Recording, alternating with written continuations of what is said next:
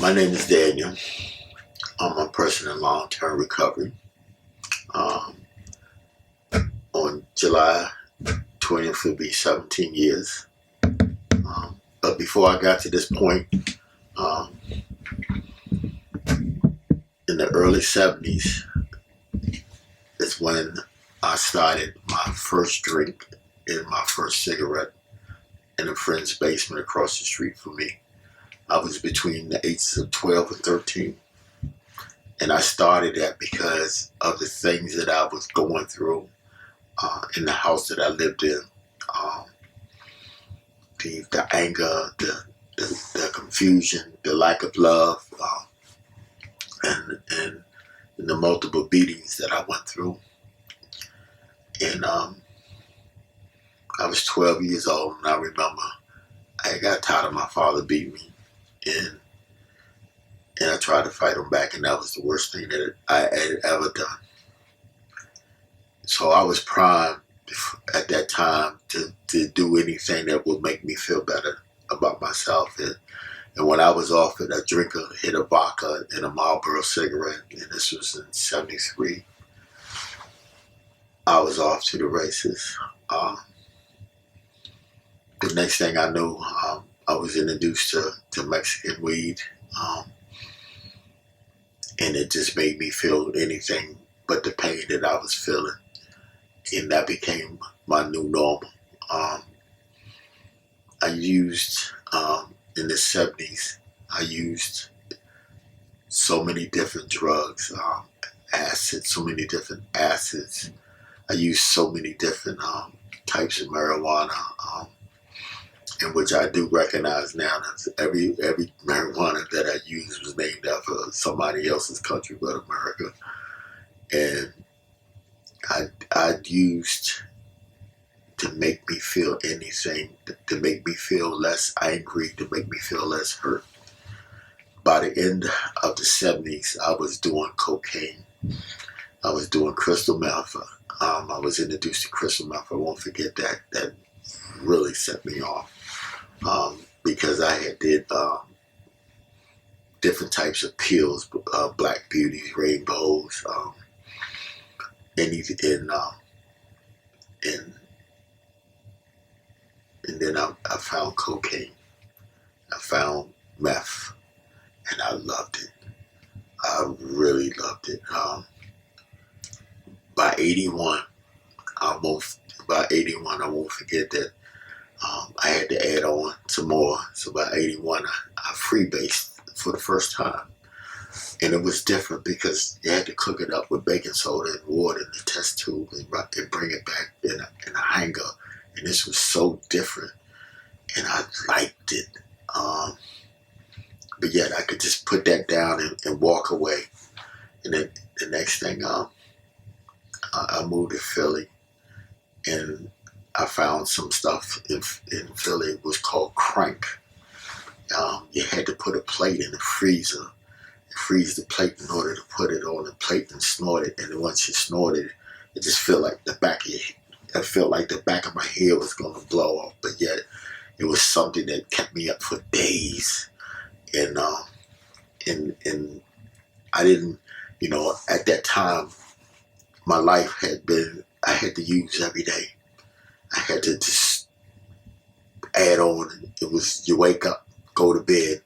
I was drinking. Everything I did, I had to drink. I had to have a drink, and I had to have a drug. So it just grew. So by 86, I was working in a drug rehab as a cook, and everybody that was coming into this rehab had the problem, except me. And I started freebasing with crack. My first hit of crack, I was instantly hooked.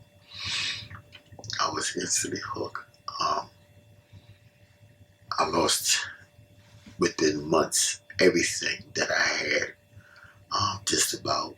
And then I had to go to, my first rehab was in '86, a 28-day program.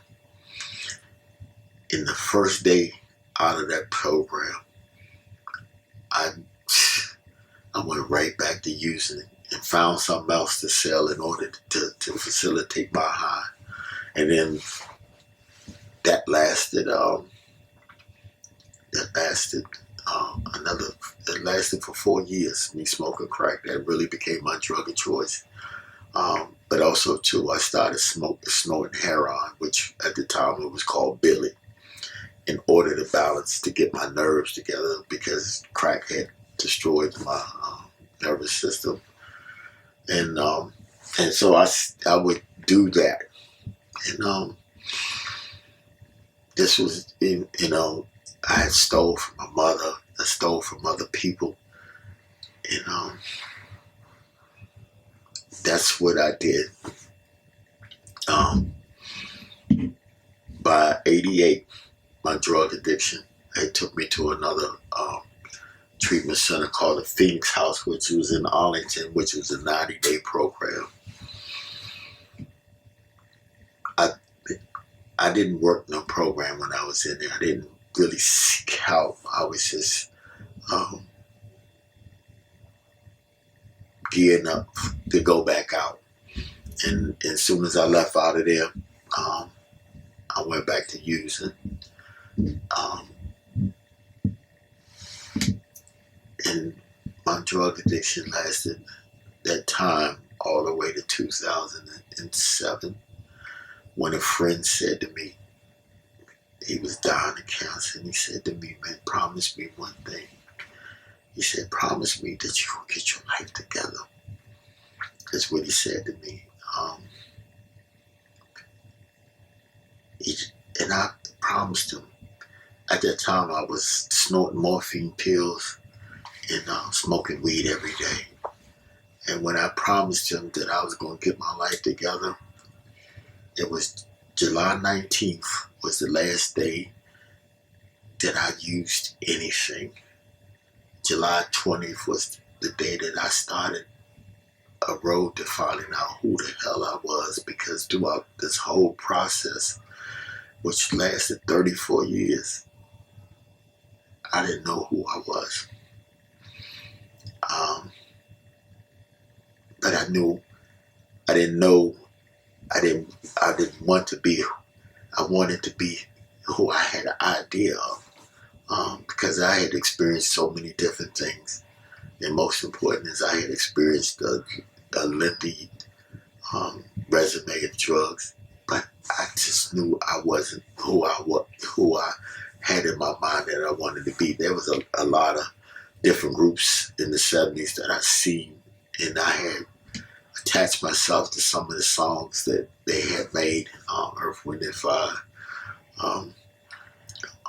Stevie Wonder. I had seen these people in concert multiple times, and but they touched me in a different way. And when July 20th of 2007 came, that's when I started my road to recovery. It took me 5 years or so or more to even get the fog off my brain, and for me to reintroduce myself to myself. And but I didn't know I wasn't going to pick up no more. That was the best thing that ever happened to me, when I sit there and I made that decision not to pick up no more. And I still travel that road, and I still tell the story that this one guy, his name was Tony, his last name C. To keep his anonymity. He died 2 years later. But one thing about it, I kept my word, and I still have kept my word after all this time.